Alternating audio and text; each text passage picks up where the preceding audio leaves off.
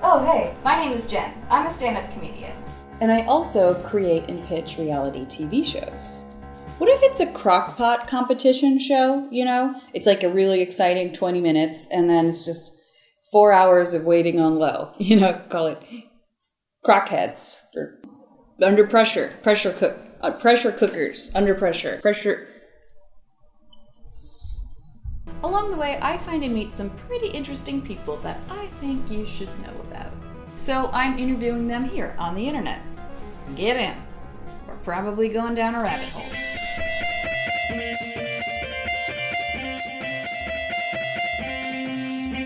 A neutron walks into a bar and says, "How much for a beer?" The bartender says, "For you, no charge." I'm so sorry. It takes a certain kind of person to find humor in science, but what about finding science in humor?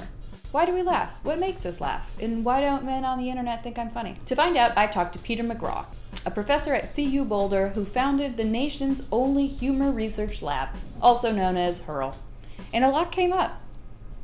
Sorry again, you get it. As soon as you came up with HURL, the acronym, were you like, this is how I get a research grant? The money starts flowing now. The best 45 minutes I've ever spent was brainstorming the name for the lab and figuring out that the acronym I'm was trying HURL. to think of the best 45 minutes I've ever spent, but I don't know. Professionally, let's say. I read in an article that you said that there's a way to sort of apply humor in accomplishing goals. Mm-hmm.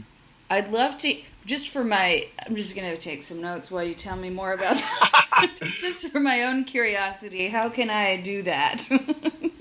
Yes, there's a group of three of us, and it's our attempt to talk about how comedy can help people either achieve or inhibit important goals that they have, living a more pleasurable life, having better relationships, getting things done, whatever that might be. I give this advice, which is not everybody should be trying to be funny.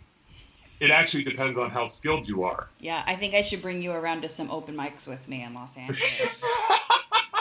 So I will tell you this. I've talked to enough comics who don't like the idea that science is trying to explain what makes things funny. Yeah, and even comics who I talked to who I told that I was interviewing you thought the same thing, but I just come at things where I want to know as much as I possibly can, you know, and to me that makes it more interesting, and more interesting can make it more funny.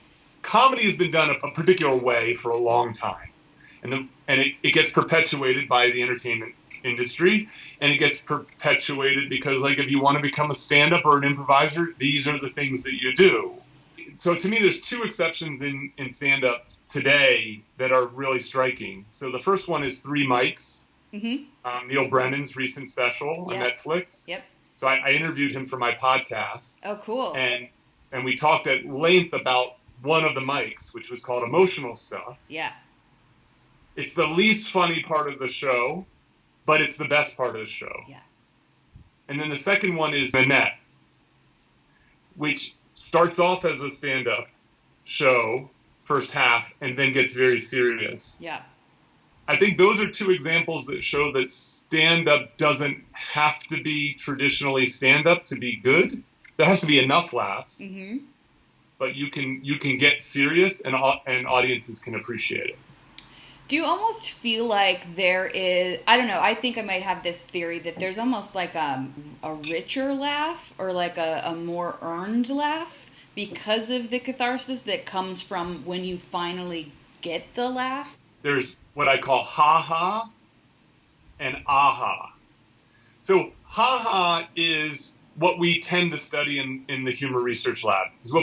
It arises from the perception that something is wrong yet okay. Right, so what we call a benign violation. Ha-ha, okay.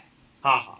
So dick jokes, ha-ha. Yep. You know, kind of thing. Aha comes from a moment of insight, a flash, a recognition, where something comes together and you solve a problem. What I think you might be describing, you could tell me, is when you bring the dick joke and the puzzle together. Right. And you create a benign violation that solves a problem, and people are both, it's like the applause break you often get. I think that sort of, there's something comes together that is funny and seems right. Do you have a favorite joke? I currently have a favorite joke that I've been shamelessly telling.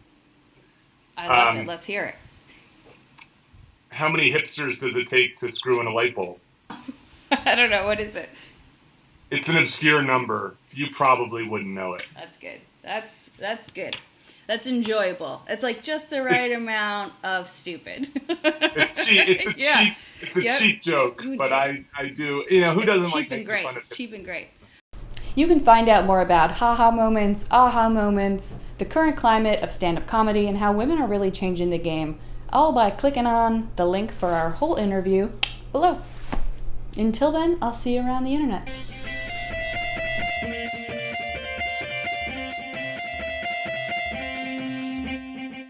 Coming up next on Under Pressure, the pressure is high and the settings are low.